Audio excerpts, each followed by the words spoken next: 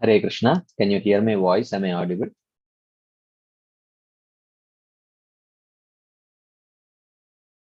Okay, let's start.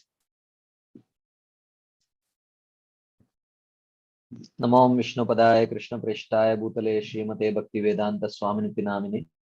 Namaste Saraswati Deve Gauravani Pracharine Nirvishesha Shunyavadi Paschatya Deshatarine.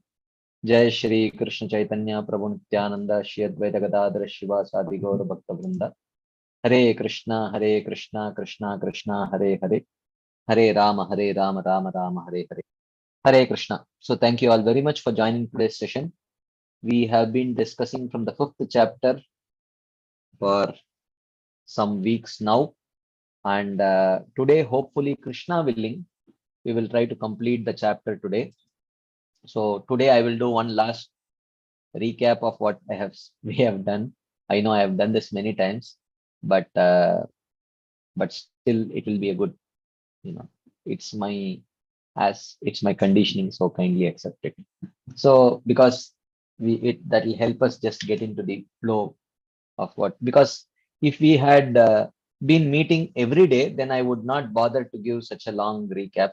But because we are meeting once a week, so and we have so many other things to, so therefore this recap might be uh, helpful for those who get just, I know at least some of you like Shamlal Prabhu and others, you have, that's the only time that you get during the week where you can focus and hear. So rest of that day you are busy with so many things.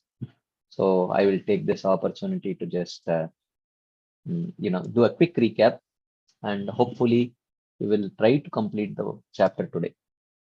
So as I mentioned last time, um, you know, this 5th chapter starts with a very same question, seemingly the same question that Arjuna asked at the beginning of 3rd chapter.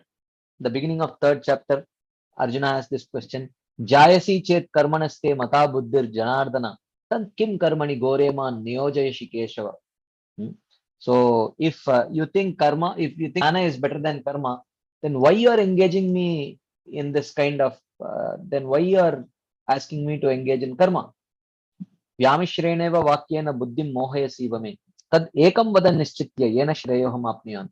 You are confusing me with equivocal words. Tell me clearly what I should do. So either karma or jnana.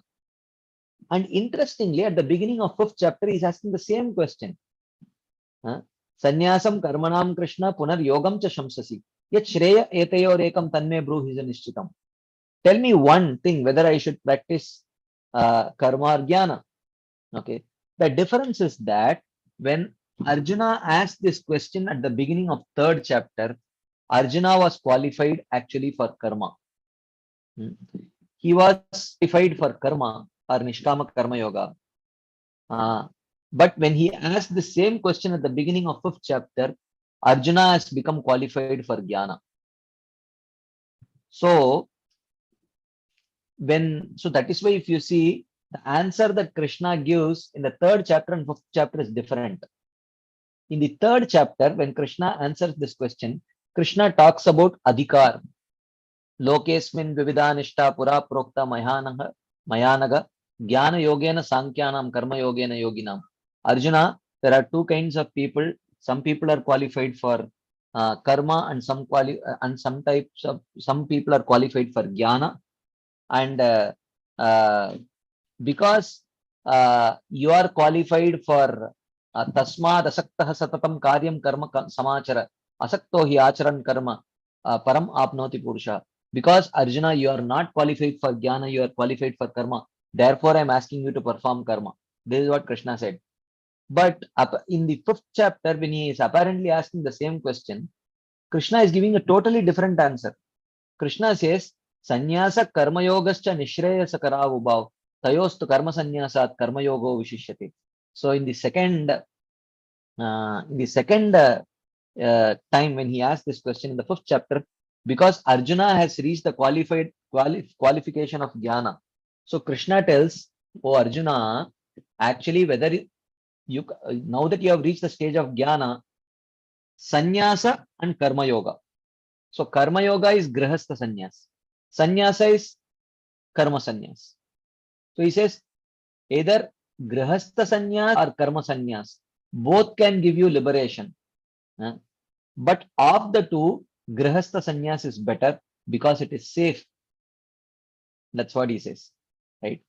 So he says that sannyasa karma yogascha nishreyasa karavubhav tayostu karma sannyasat karma yogo vishishyate. Of the two, grihastha sannyas is better because grihastha sannyas gives you the opportunity of, just in case you realize that your heart is not yet purified, then because in the practice of grihastha sannyas you do not you do not give up your varnashrama duties. Therefore those varnashram duties will purify you of any remaining impurities that may be there in your heart. Okay, so therefore you practice grihastha sannyas, O Arjuna, that is better. Then he says gyayasya nitya sannyasi yonadveshti na kankshati nirdvando hi mahabaho skambandhat pramuchyate. And understand that that grihastha sannyasi to be a nitya sannyasi. Nitya sannyasi means a constant sannyasi, because he has internally achieved that qualification. And what is that qualification? Yonadveshti na kankshati. He neither hates anything nor desires anything. Sukham bandhat pramuchyate. Such a person can easily free himself from bondage because his heart has become purified from inside. And also sukham, because in case if he has made a mistake of evaluating whether his heart is purified or not, there is no problem. His practice of varnashrama will take care of it. Sankhya yoga pratak balaha pravadanti na panditaha ekamapi astita samyak ubayor vindate phalam. Only a foolish person will think that a grihastha sannyasi cannot attain liberation because he has not externally taken sannyas. Okay, ekamapi astita samyak ubayor vindate phalam. Whether you take the position of a qualified grihastha sannyas or a qualified karma sannyas, anything that you may practice, you will achieve the same goal of liberation. So only a foolish person will think that grihastha sannyas and karma sannyas are different. Yat sankhyahi prapyate sthanam tadyogairapi gamyate ekam sankyam cha yogam cha yap pashyati tapashyati. So whatever goal of liberation is achievable by karma sannyas is equally attainable by grihastha sannyas. Therefore, one who clearly understands that grihastha sannyas and karma sannyas to be the same, he is the one who really understands this process, which one should not see externally. One should start seeing in the internal aspect of renunciation. Okay. Then he says, Sannyasastu mahabaho dukkhamaptum ayogatah yoga yukto manirbrahma nachirena digacchati. So he says that if someone prematurely takes up to sannyas without perfectly practicing nishkama karma yoga and purifying the heart, then he will attain lot of trouble. It will become very difficult for him. But yoga yukto manirbrahma nachirena digacchati. But the grihastha sannyasi, he will very easily attain the fruit because he has taken up a safe path, and the moment his heart becomes actually purified, then he can internally meditate on the Brahman, even though externally he may be practicing the varnashrama duties. So then he says that yoga yukto vishuddhatma vijitatma jitendriyah sarva bhutatma bhutatma kurvan api na lipyate. So this grihastha sannyasi, because he has controlled his intelligence, he has controlled his mind, and he has controlled his senses, which means internally he is qualified for jnana, but externally he is yoga yuktah. He may be performing his varnashrama duties. So such a person, kurvan api na lipyate, even though he may be engaged in his varnashrama duties, he will not be contaminated by that.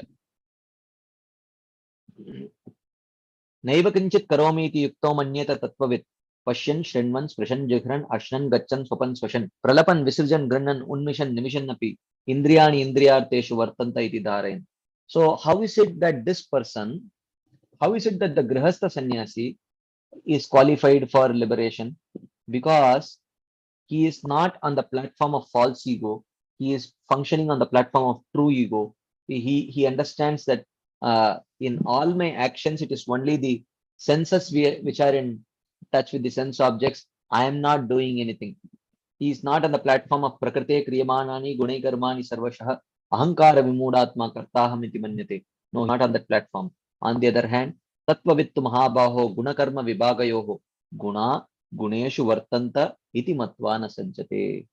So he very clearly understands that in all my activities of seeing, hearing, touching, smelling, etc., it is only the senses which are coming in touch with the sense objects. I, the soul, I am not doing anything. It is only Prakriti which is accomplishing it. So because he is performs with this kind of an understanding, a Grihastha sannyasi, even though engaging in all kinds of activities, he is not bound. Brahmanyadaya karmani sangam tyaktva karoti yah lipyate na sapapena padmapatram ivambasa. So he says that Grihastha sannyasi giving up his attachment mentally, sorry, Brahmanyad sangam tyaktva Brahmanyadaya karmani offers his actions to the Supreme Lord. Lipyate na sapapena padmapatram ivambasa. Because the Grihastha sannyasi is internally detached again and again, and he offers his actions to the Supreme Lord. Therefore, his actions does not generate any papa or punya. Kayena sa buddhya kevalair indriyairapi yogina karma kurvanti sangam tyaktva atma shuddhaye. So this, whereas a person who has not yet become qualified for the stage of jnana, a person who is at the stage of Nishkama Karma Yoga type 1, which is Nishkama Karma Yoga on the platform of karma, Yogina Karma Kurvanti, such a person performs his actions while giving up attachment to the results, Atma Shuddhe, for the purification of mind. So, and he performs actions using body, mind, and intelligence, or even the senses alone. So he utilizes all these things to perform actions for the purpose of purification of heart. So if one has not reached the stage of either karma sannyas or grihastha sannyas, then one practices nishkama karma yoga while being detached from the material fruits of those activities. And then by that his heart becomes purified, then he becomes qualified to take up to either grihastha sannyas or karma sannyas. Yuktah karma phalam tyaktva shanti mapnoti naishtikim ayukto kamakarena phale sakto nibadyate. Qualified grihastha sannyasi, because he is internally detached himself from the fruits of those activities, he very quickly attains liberation. Whereas the unqualified, premature, immature karma sannyasi, he becomes tortured by material desires, having given up the means of giving up those material desires, which is Nishkama Karma Yoga. So therefore, he becomes bound to this material world. So sarva karmani manasa sanyasyaste sukam vashi navadvara pure dehi naiva kurvanna karayam. So this grihastha sannyasi, he is sarva karmani manasa sanyasya. Because his heart is completely purified, he has internally renounced action, even though externally he is still practicing it. So therefore, even while externally engaged in these kind of varnashrama activities, he is very peacefully situated in his these 9 gates, which is his body. And such a person, he does not do any action, nor does he cause anyone to do anything, which means he will not get any reaction for his action. So now, then if a person is performing action which generates reaction, who is responsible for this? Is it the Supreme Lord who is responsible for a person to engage in some kind of actions? So he says, na kartritvam na karmani lokasya srijati prabhu na karma phala sanyogam swabhavastu pravartate. So he says, the Supreme Lord does not create the doership of the jiva, nor does the Supreme Lord, force reactions on the jiva. Then what is the cause of the living entity performing particular actions and generating reaction for that? Swabhavastu pravartate. It is his the jiva's nature that he has accumulated to spending um, time in this material world. Hmm. So then he says, Nadatte kasyachit papam nachaiva sukritam vibhuhu agyane navritam jnanam tena muyyanti jantavaha. So if that swabhava is influenced by the avidya potency, then uh, then it covers the knowledge. The jiva's knowledge is covered by that ignorance, and the living entity remains bewildered. Okay. On the other hand, if the jiva's swabhava is covered by vidya potency, then jnanena tu tad ajnanam yesham nashitam atmana tesham adityavat jnanam prakashayati tatparam. So if the jiva's swabhava is influenced by the vidya potency of Maya, then that reveals the knowledge of the self, and the jiva becomes enlightened by that.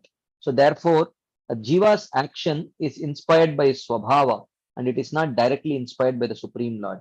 Because if the Supreme Lord directly inspires the jiva's action, uh, he pushes the jiva to act in particular ways, then it makes no sense to hold the jiva responsible for his actions and punish him or reward him, because the punishment or reward should go to the Supreme Personality of Godhead.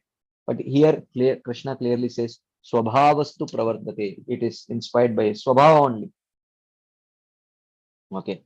Then Krishna says that Tad buddhayas tadatmanas tannishta tat parayana gachanti apunaravrittim jnana nirduta kalmashaha.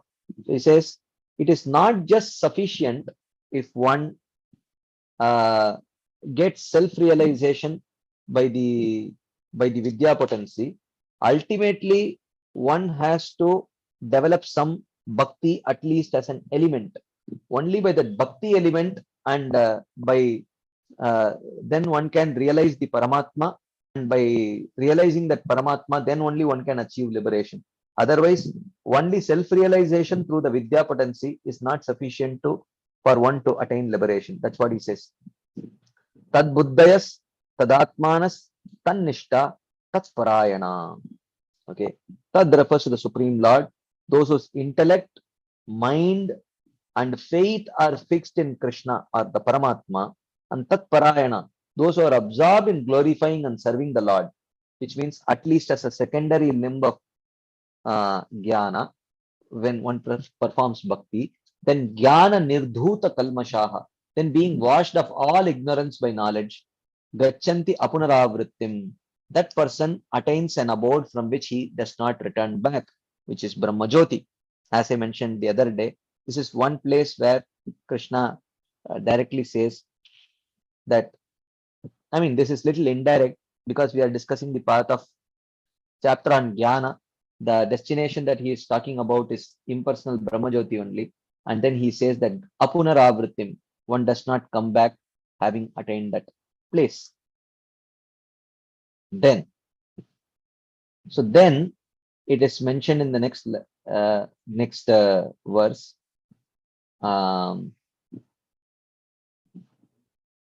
Okay. Vidya Vinay Sampanne Brahmane Gavihastini Shuni Chaiva Shvapakecha Pandita Samshina.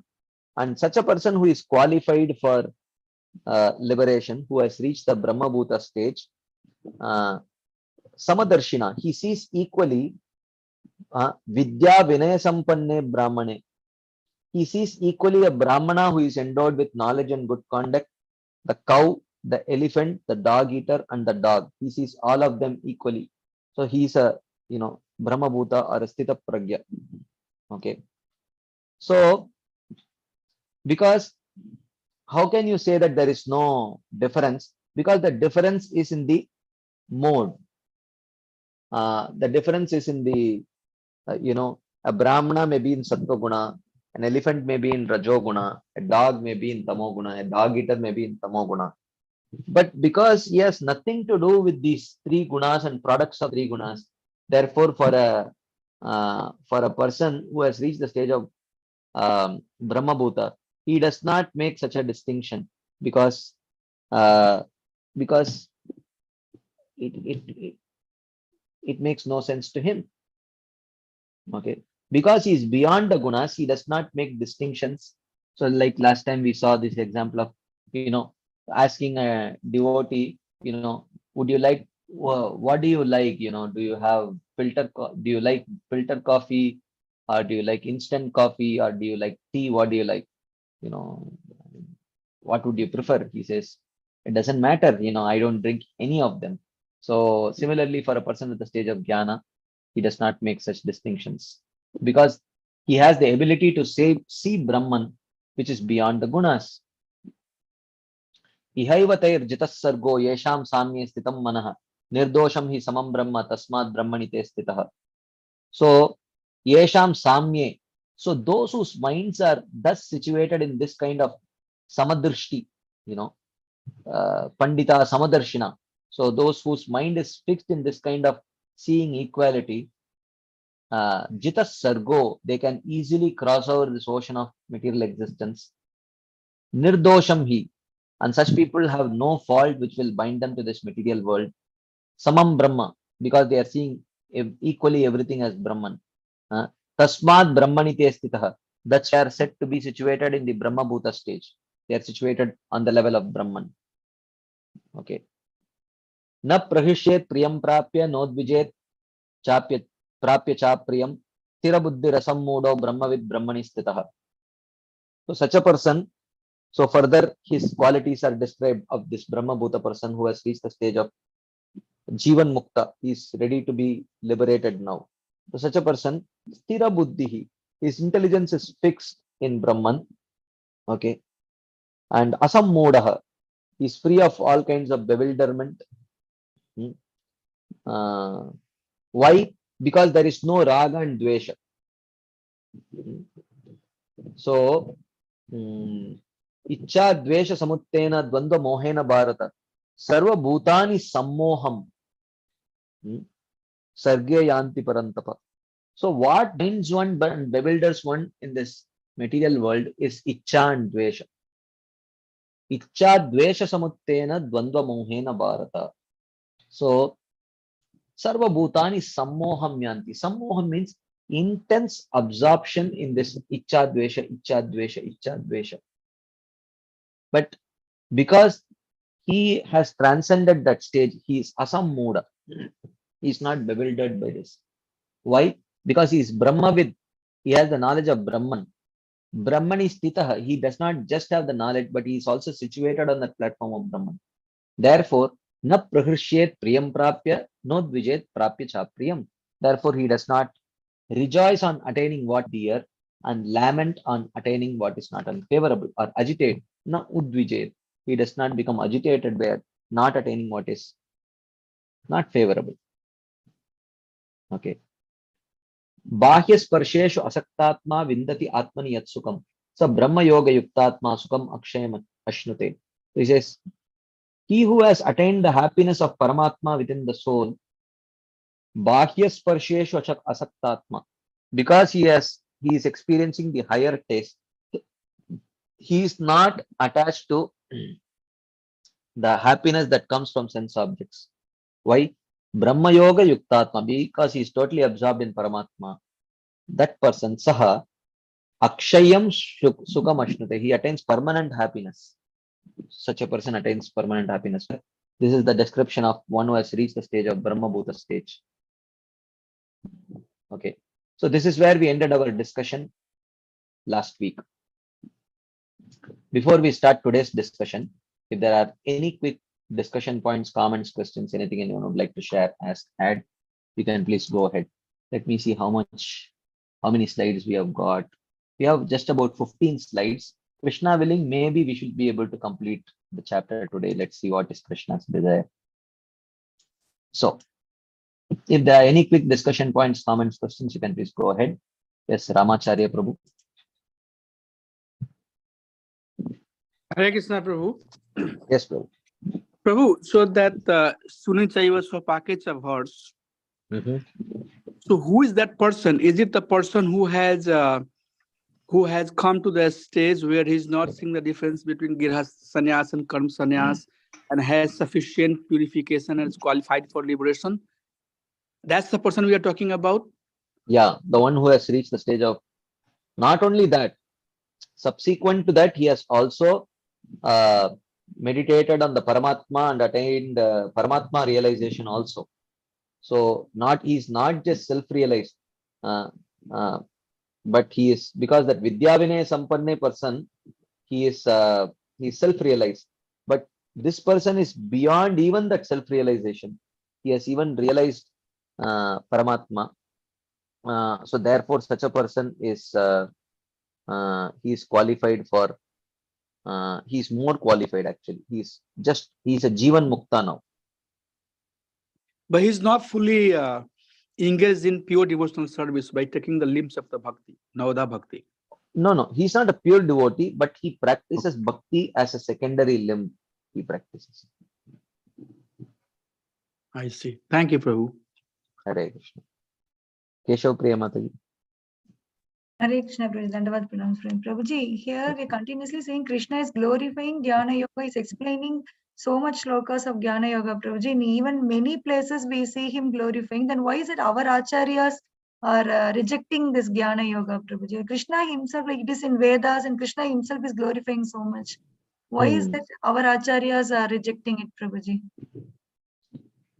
They are rejecting, they are not rejecting Jnana Yoga. First, we have to understand very, very clearly. Okay. They are not rejecting Jnana Yoga. First, they are telling, what do you want? If you want Krishna Prema, then Jnana Yoga is not going to give you. So, right now, it is not just Krishna who is glorifying. That glorification is explained by Vishwanath Chakravarti Thakur, who is an Acharya only.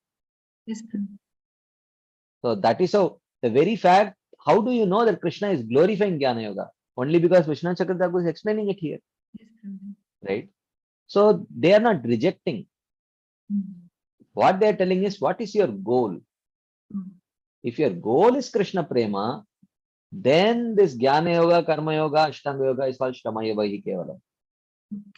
So therefore, when Prabhupada says, oh, this Jnana Yoga, he talks about Bhakti Yoga only. Ashtanga Yoga, he talks about Bhakti Yoga only. Karma Yoga, he talks about Bhakti Yoga only. Why? Because he is talking to people who have accepted the goal to be Krishna Prem. So for such people, by very elaborately understanding these other yogas, what they are going to achieve. Okay. Like that. Thank you. Okay. Right. Okay. If there is no further discussion points or comments or questions, we will move on to today's discussion. Krishna willing, we will see. Yes. Shamli Mataji. Sorry, Prabhuji, I just. So in the earlier verses, it was discussed that a person reaching grihastha sannyas, if the advantage of taking a grihastha sannyas is that if there are impurities that affect him, like if his early conditions or whatever, if impurities affect him, then there is varnashram that can purify him. Right? Yeah. So which means even in the path of karma or jnana or ashtanga also, like it was like varnashram purifies you and then you take up the jnana path and you take up jnana, right? But there the possibility of you being contaminated again is there in that path also. Mati, your voice is little bit breaking. Is it that is your internet all right? Okay, maybe I'll just try. Just 1 second, please. Sorry. Yeah. Yeah. Am I audible now? Yeah. There is no problem with your volume, but it was breaking a little bit. I'll ask if it's breaking again, then I'll send the question and chat. This is clear. This is clear. You can speak now. Fine. No, so my question was in grihastha sannyas, there was a point made that if the person gets contaminated by impurities again, then varnashram can purify him. Correct. Yeah. So my point was, then again, that's a similarity to the bhakti path again, because until now, what the understanding was that varnashram purifies you. You are completely purified, and after that is when you take up sannyas. Correct. But, if the possibility of being contaminated is there, because even in the path of bhakti, that was what was accepted, that even until the stage of bhava, also some anarthas, all the Can be anarthas do there. not, right? Yeah. So it's a very parallel path in a way. Well, it seems like that. Let us see what is the difference. Okay. Okay. So in Varnashram Dharma, uh, so yeah, Varnashram purifies, Bhakti also purifies, Hmm. right? So Hmm. Bhakti purifies faster, Varnashram purifies slower. Okay. That So, is one difference, definitely. so that is one thing. Second thing is, Varnashram only purifies the anarthas, but there is no artha pravritti by Varnashram. There is no attachment to Krishna that is generated by Varnashram. Vishwaksena katasuyaha na utpadayet yadiratim shramaye vai kevalam. So that is a very but by bhakti there is development of there is development of attraction to Krishna also parallelly. And the third thing is that if you take up to sannyas, that is a social change, and not that after taking up to sannyas you can be contaminated. It is a person who has not evaluated his own progress properly and misevaluates himself to have actually achieved complete purification. Only he may realize later that, oh, actually I am not purified completely. Okay. So yeah, so when you It's a take rare when event. That's what you mean to say. it's not rare, but anyone can misevaluate. The problem is that there is the cost of misevaluation is strong because there is a social change here. Mhm. Okay, you give up grahastha ashram and take up to karma sannyas. Mhm. So because that social change is there, later if you revert back, then the social repercussions are very strong. But in the practice of bhakti, No, Prabhuji, I was speaking only about Grihastha Sannyas, right? The point came in the Grihastha Sannyas that if the impurities. so if impurities is there means that grihastha sannyasi was not yet a grihastha sannyasi. It was just that there was a slight problem with evaluation. So he was almost a grihastha sannyasi, but he thought he had reached it. But anyway, it does not matter, right? So your varnashram is there to fix it up. So it will fix it, and then once you fix it, then you can, even though externally you are performing your varnashram duties, internally you can meditate on Brahman and do all that. Yes, Prabhuji. Thank you. Hare Krishna. Okay, there is a question in the chat box. Without performing bhakti as a secondary limb, is that Jnana Yogi, can they not attain their goal? No, they cannot attain their goal. Yenya Ravindaksha Vimukta Manina Tvayastabhavad Avishuddha Buddhaya. They can only be Aruhya Krichrena Param Padam Tataha Patantyado Anadrita Yushmatangare. They will fall down from their position of imagined superiority. They are not, that is not even, they don't even reach that superior position of liberation. They cannot attain their goal. Mogasha, Moga Karmano, Moga Jnana Vichetasa, Rakshasim, Asurim Chaiva, Prakritim, Mohinim Shikta. Krishna says, all their endeavors for karma, jnana, and yoga will all be baffled. So they cannot attain that goal if that element of bhakti is not there. Shemam na vindanti vinaya darpanam tasmai shubhadrashravase namo. Tapasvino danapara yashasvino manasvino mantravidasu mangala. Shemam na vindanti vinaya darpanam. So without the limb of bhakti, they cannot attain the success of their practices. It's not possible. Okay.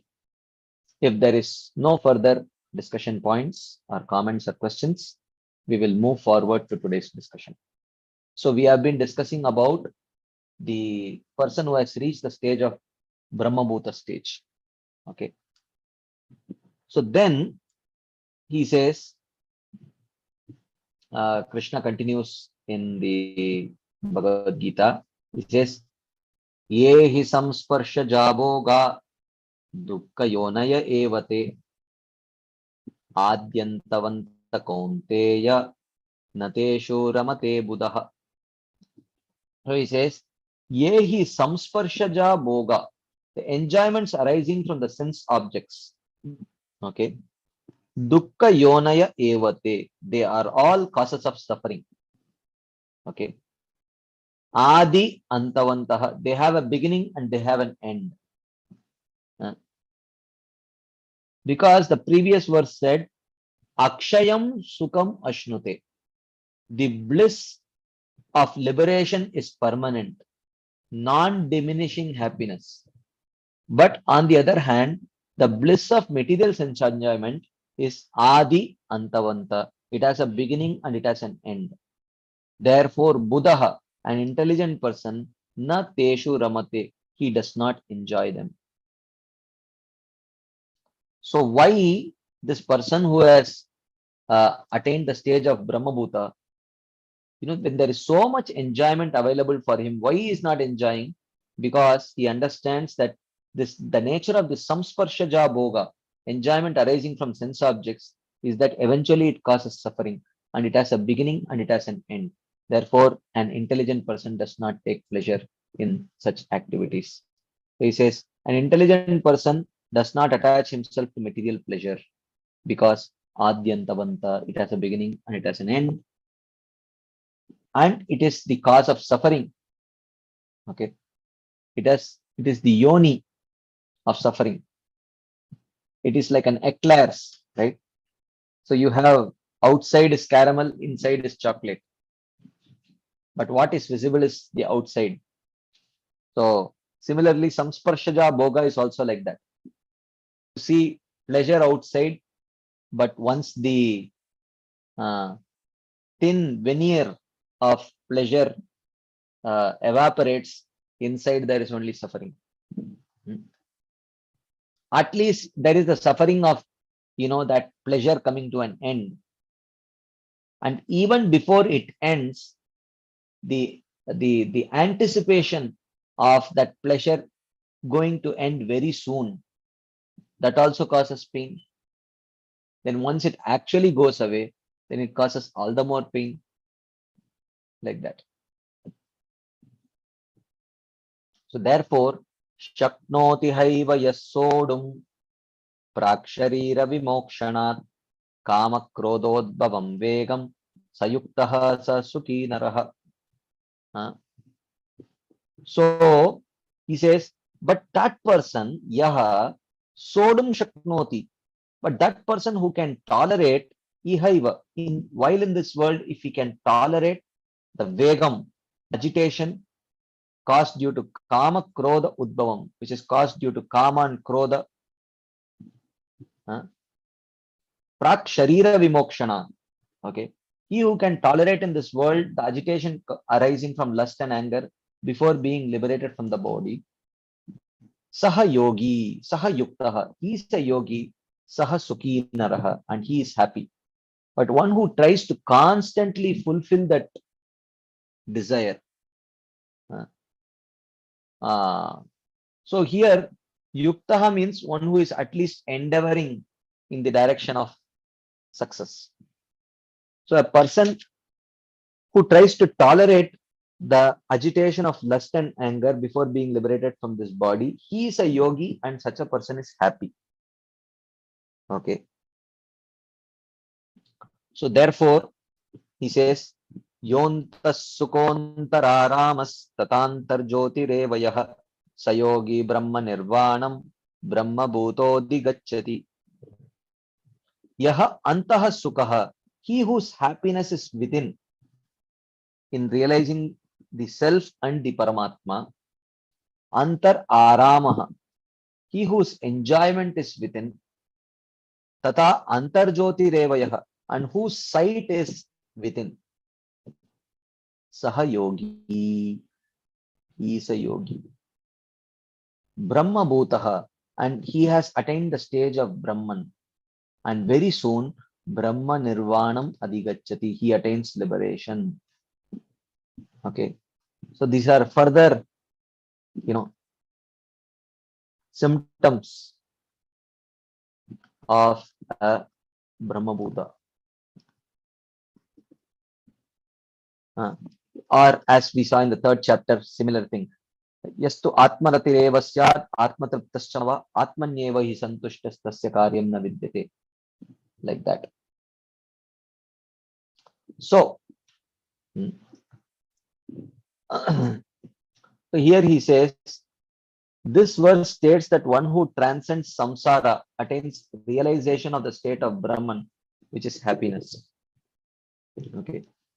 He who has happiness in the soul, antara, because he enjoys in the soul, not by the external objects, and therefore directs his vision to the soul, attains the happiness of Brahman. Okay. Later, Vishwanath comments that this phrase means liberation. So he attains Brahman means he attains liberation. Okay.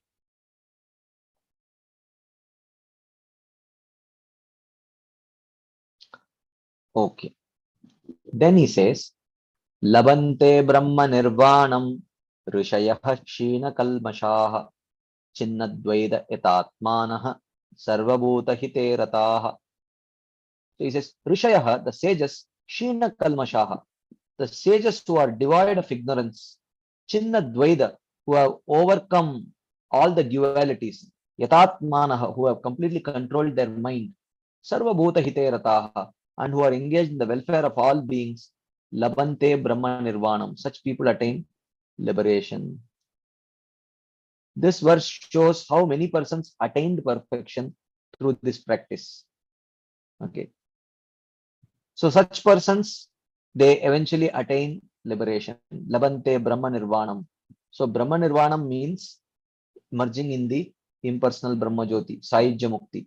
And then the same thing was mentioned there, which said that what is that? What is that verse?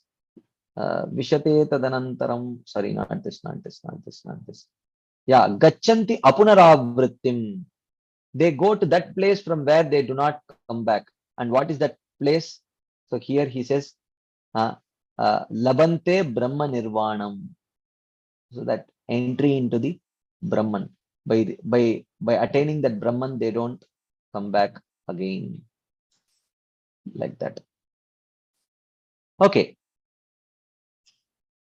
Any quick discussion points, comments, questions, anything anyone would like to share as that?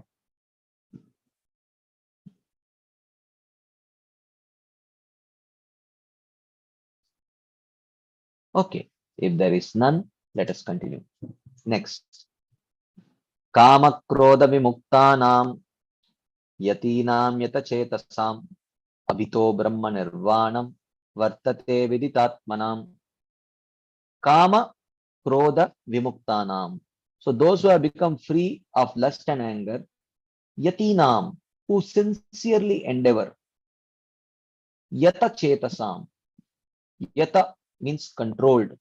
Chetasam refers to, it can refer to the mind, but here it refers to the subtle body. Okay. So Yata Chetasam, who having weakened the subtle body. So weakened the subtle body means what? The urges have become weak. Okay. So those who have become free of lust and anger, who sincerely endeavor and who have weakened the subtle body, and Vidita Atmanam, and who have already realized the Paramatma, Abhito Brahma Nirvanam Vartate. They very soon attain the Brahma Nirvana liberation. So you see here, he is talking about realizing Paramatma, and this is a chapter on Jnana Yoga. So Paramatma realization is very much a part of Jnana Yoga also, right? So he says here, so when will those who have realized the soul and super soul attain happiness of Brahma Nirvana? So after, at what stage they will attain merging into the merging in the Brahma Jyoti? This verse explains. Yata Chetasam means those who have reduced the functions of the mind and weakened the subtle body. Being freed from lust and anger and having weakened the functions of the mind, they attain Brahma Nirvana completely in all ways. This means without much delay, they attain Brahma Nirvana. Very soon they attain Brahma Nirvana. Richati. Like that. Any discussion points?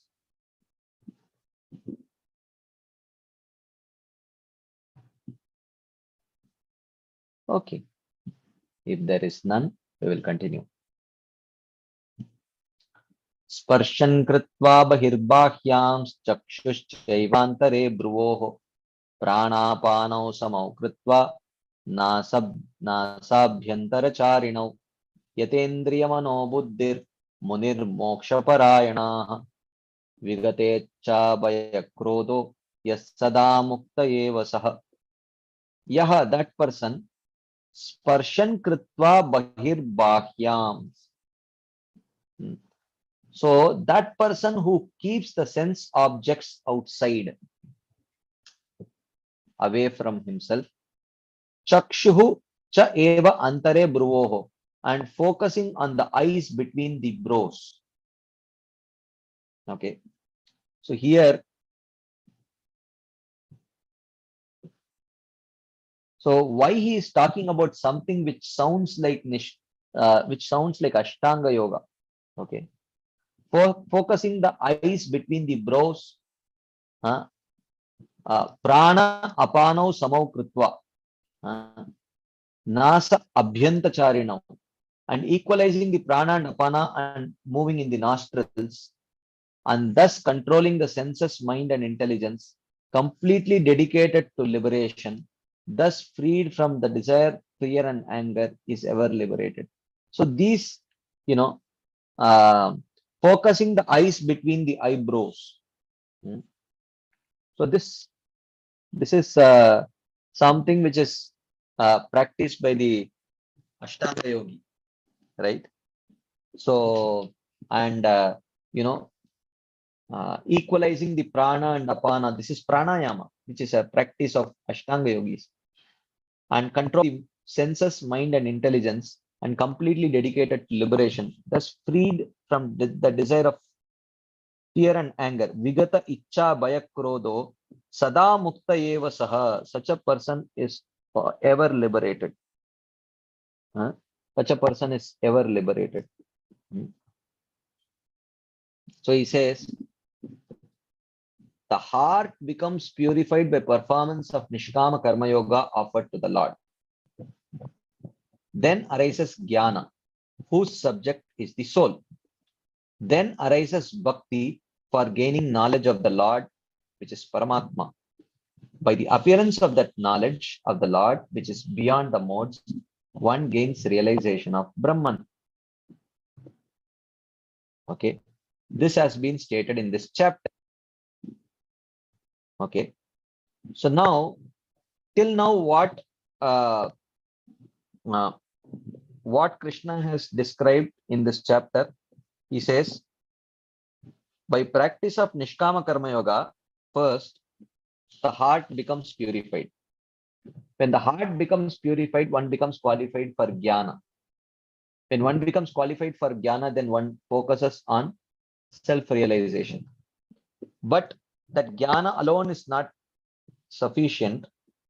One should also have the limb of Bhakti or the element of Bhakti to gain knowledge of the Lord or Paramatma. Okay. So now, by the appearance of that knowledge of the Lord, which is beyond the modes, one gains realization of Brahman. Okay. So they have knowledge of the Lord, but realization of Brahman. Okay.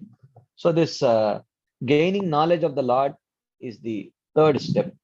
And then gaining realization of Brahman is fourth. Okay. So this has been stated in this chapter. So now in 3 verses, okay, verses 27 to 29, the Lord speaks in abbreviated form what he will explain in the 6th chapter. What is the 6th chapter? That the process of Ashtanga Yoga practiced after having purified the heart by Nishkama Karma Yoga is shown to be superior to the process of Jnana Yoga for producing the realization of Brahman. So you will see that as we saw in the beginning, that there is Sakama Karma Yoga, then there is Nishkama Karma Yoga, and when the heart becomes purified, there are actually 3 paths we saw. There is Nishkama Karma Yoga, type 2, or Jnana Yoga, or Ashtanga Yoga. Okay, for attaining the same liberation. So now, in this 6th chapter, he is going to show that how this practice of Ashtanga Yoga is actually superior to the practice of Jnana Yoga for liberation. That is why he will say, Tapasvibhyo diko yogi jnanibhyopi matodikaha kadmibhyascha diko yogi tasmad yogi bhavarjana. That is what Krishna is going to do at the end of the chapter. So he says, the word sparshan stands for all the sense objects: sound, touch, form, taste, and smell. So that's what he says. Sparshan kritva bahirbahyams chakshus chaivantare bhruvoho. So what is that Ashtanga Yoga? What does it constitute? Keeping the sense objects outside. So that is more like a pratyahara, and focusing the eyes between the brows. That is more like a pranayama, and equalizing the prana and apana like that. And in that way, controlling the senses, mind, and intelligence, and completely dedicated to liberation, thus freed from desire and anger. Such a person is ever liberated. So he says that externalizing these from the mind, just give me a second, externalizing these from the mind when they enter, that is withdrawing the mind from the sense objects, which is pratyahara, placing the eyes between the eyebrows with half closed eyes. The yogi should fix his glance between the brows in order to prevent both sleep and wandering eyes. He should focus to look at the tip of the nose. So the eyes should be half closed, because if it is completely closed, then they will sleep. If it is completely open, then it will be wandering everywhere. So he says, by extinguishing the upward and downward motions of the prana and apana, which move in the nostrils through inhaling and exhaling, one makes them equal. So by that means, the senses, mind, and intelligence are brought under control. Okay. So this is the path of Ashtanga Yoga, which is very briefly mentioned here, which will be described in detail in the next chapter, 6th chapter. Any quick discussion points, comments, questions before we move forward? Yes, Shamlal Prabhu. Hare Krishna Prabhuji, can you hear me? Yes, Prabhu, I can hear you. So Prabhuji, as far as I remember, last time you said that Jnana Yoga and Ashtanga Yoga are continuum. That means they are on similar lines. Yeah. So true. But then you said that Ashtanga Yoga is superior right now. So what I mentioned was, if you remember, we discussed two things. One is Srila Baldev Vidyabhushan's explanation of the yoga ladder, and then Srila Vishwanath Chakravarti Thakur's explanation. So Srila Baldev Vidyabhushan explains that there is Sakama Karma Yoga, then Nishkama Karma Yoga for purifying the heart, and then there is Jnana Yoga for self-realization, then Ashtanga Yoga for Ashtanga, of course, along with that Bhakti is also there for Paramatma realization, and then one attains, then one gives up the elements of Jnana, Karma, and Ashtanga Yoga, then what remains? Bhakti, then one attains liberation. Okay, so here this Ashtanga Yoga is a limb of this whole process of gradual liberation. Okay, so the gradual liberation has to have an element of Ashtanga Yoga, it has to have an element of Bhakti. In the initial stages, it has to have the element of Karma, and it has to have the element of Jnana also. Okay, so this is Baldev Vidyabhushan's explanation. So Vishwanath Chakravarti Thakur says, so this is where we discuss Vishwanath Chakravarti Thakur's explanation, where I mentioned, where was that? Okay, here. So here Vishwanath Chakravarti Thakur says, okay, you could either practice Grihastha Sannyas, or you could practice Jnana Yoga, or you could practice Ashtanga Yoga. So now, are they continuum or are they different practices? Actually, they are continuum only and different practices also. So when you say Ashtanga Yoga separately for liberation, it means it is primarily Ashtanga Yoga, but it will have some element of Jnana and Bhakti also. And if you say Jnana Yoga, it will be primarily Jnana Yoga, but it will have some elements of Ashtanga Yoga and Bhakti also. So when Krishna says that Ashtanga Yoga is better, what he means is that practice for liberation, that gradual path, which has the predominance of the limbs of Ashtanga Yoga, that is seen to be more powerful and effective than that gradual path which has a predominance of Jnana. That is how you should understand. Does it make sense, bro? Okay. Yeah. So basically, continuum. Yeah. That Ashtanga Yoga with its limbs are higher up on the ladder. Yeah. So no. See, when he is comparing Ashtanga Yoga and Jnana Yoga, then what he is comparing is that ladder in which the Ashtanga Yoga limbs are predominant. So there is only one ladder. There is only one ladder which we saw.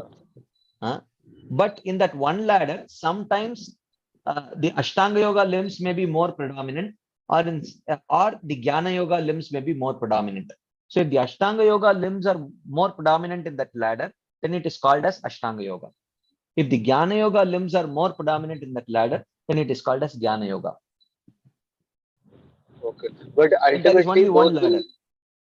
Ultimately, both will give the same benefit. Same benefit, but Ashtanga Yoga is faster. Yeah, same liberation only. There is no difference. Same liberation. Same. Okay. So that other day, Prabhuji was asking the question of Paramatma realization, and after Paramatma realization, it will be merging into the Supreme. That will come through Jnana Yoga and Ashtanga Yoga both. Yeah. So when you say that will forget about Jnana Yoga, Ashtanga Yoga, that will come through this ladder. So whoever has to go through, the ladder. So in that ladder, someone will so in this lab can say that so if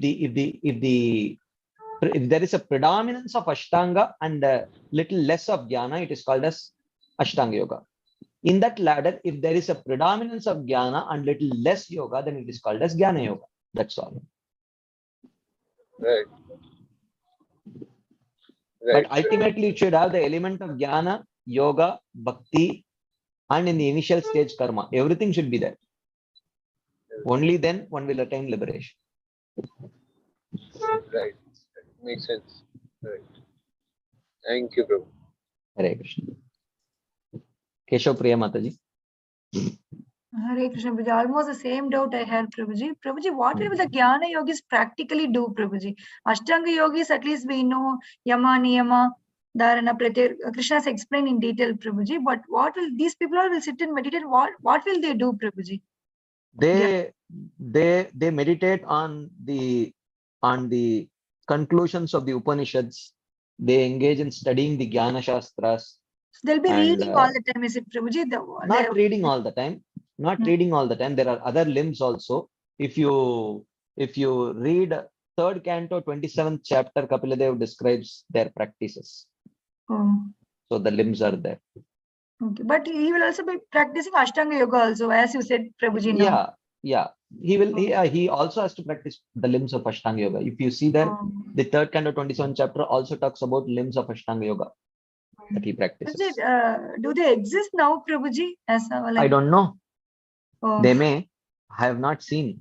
All these And Himalayas, there are so many yogis. Earlier, Radharasa Maharaj were written his journey home. Prabhuji. He has mentioned about so many yogis. So, are they still existing there, Prabhuji? Is it something like that? I don't know. I have never been to Himalayas. Okay. Correct. Shamli Mataji. Yeah, Prabhuji, so the element of bhakti that they practice as a secondary limb. So I was just thinking, they have withdrawn all the senses and like it's almost like nullified everything, and then they have to come into the practices. So do they also have all these like Archanam and Shravanam and Kirtanam and Smaranam, and do they have? There's a lot of variety in bhakti as we practice when it's primary. So, so it is like, for example, especially, sorry, Prabhuji, also especially the limb of Vaishnav Seva. So I just wanted to know if that aspect is there as when bhakti is practiced as a secondary limb. Well, not everything. It is like going to a South Indian hotel. Not that you may not get North Indian items, but you will not get a lot of varieties there. So you cannot have paneer paratha and kulcha, matar kulcha, and all those things you will not get. Some basic North Indian items, chapati, sabji, and those things you may get. So similarly, not all limbs of bhakti will be there. When you talk about these bhakti practice as secondary limbs, but there are limbs of bhakti. For example, if you see the third canto 28th chapter discussion of Ashtanga Yoga, there is something called as Vaikunta Leela Abhidhyanam, which is mentioned as one of the limbs, where they meditate on the pastimes performed by the Lord in Vaikunta. That is one of the limbs. Deity worship is one of those limbs. So some of the limbs are there, but definitely the amount of time that they may spend practicing those limbs and how much they consider those limbs to be superior to the limbs of jnana and yoga, etc. That kind of understanding they may not have, and how much they will value Vaishnava association and service to Vaishnavas. Certainly not to the extent that the pure Vaishnavas value. They will value solitary meditation more than spending time with Vaishnavas. Like that. Thank you. Right. Okay. So if there are no further discussion points or comments, we will move on to the last verse of this chapter, famous verse. We will chant Bhoktaram Yagyatapasam Sarvalokamaheeshwaram Suhridam Sarvabhutanam Gyatva Mam Shantim Richati. Gyatva Mam, knowing me, Bhoktaram Yagyatapasam, who am the object of worship of the karmis and jnanis who do sacrifice and penance. So, Bhoktaram Yagyatapam. Yagya book, Tapo book. So, Yagya book means the object of the enjoyer of the sacrifice, which is the object of worship of the karmis. Okay. And Tapo book means one who is the enjoyer of the fruit of all the sacrifices that the jnanis do. So he is the object of worship of the jnanis. Okay. Bhoktaram Yagyatapasam and Sarvaloka Maheshwaram, the object of the worship of the yogis as Paramatma. So one who knows Krishna, Gyatva Mam, to be the Yagya book, the object of worship of the karmis, Tapo book, the object of worship of the jnanis, Sarvaloka Maheshwaram, the Paramatma who is the controller of everything in this world, who is the object of worship of the yogis, and Suhridam Sarva Bhutanam. Okay. And who is the object of worship of the devotees? The object. So how does a devotee see Krishna? Suhridam Sarva Bhutanam. So the friend of all living entities. And how? By giving instructions on bhakti. Okay. So one who knows Krishna to be the object of worship of karmis, the object of worship of the jnanis, the object of worship of the yogis, and the object of worship of the bhaktas. Suhridam Sarva Bhutanam. Shantim Richati. This Ashtanga Yogi attains liberation. Okay. This Ashtanga Yogi attains liberation.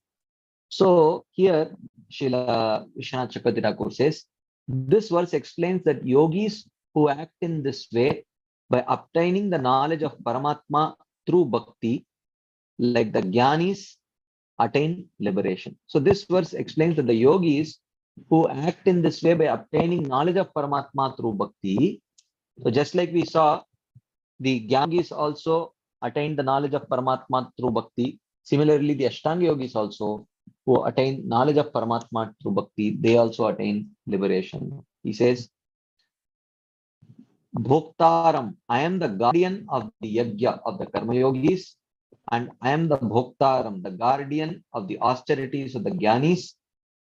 That means that I am the object of worship of the karma yogis and the yogis. I am the great controller of all people, Sarvaloka Maheshwaram, who is the Paramatma, who is the object of worship of the Ashtanga yogis. I am the friend of all entities. So this is how a devotee sees Krishna. Suhridam Sarva Bhutanam. I am the person who gives benefit to all the living entities by instructions about bhakti through the medium of my devotees out of my mercy. Out of my mercy, through the medium of my devotees, I give instruction about bhakti to all the living entities. Therefore, I am Suhridam Sarva Bhutanam. So which means I am the object of worship for the devotees. Okay.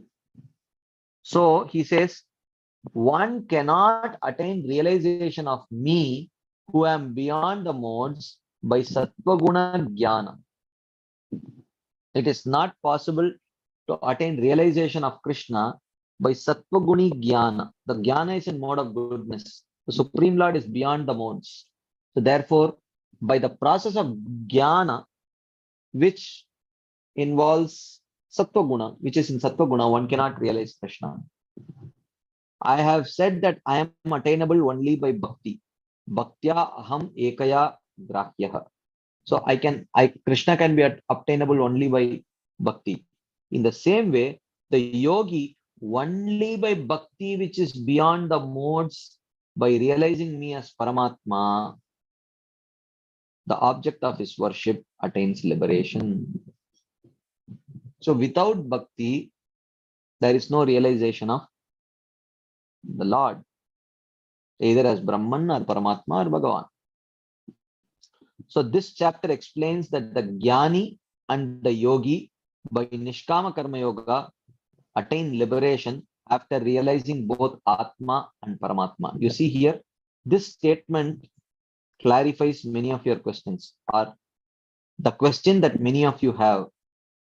This chapter explains that the Jnani and the Yogi, initially they have to practice Nishkama Karma Yoga, they attain liberation, but when after realizing both Atma and Paramatma, which means the Jnana Yogi also has to realize Paramatma, and the Jnana Yogi also has to realize Paramatma, and the Ashtanga Yogi also has to realize Paramatma. And both of them have to practice Bhakti to realize the Paramatma, and then only they can attain liberation. So in this way, we come to the end of this chapter. Any quick discussion points, comments, questions, anything anyone would like to share as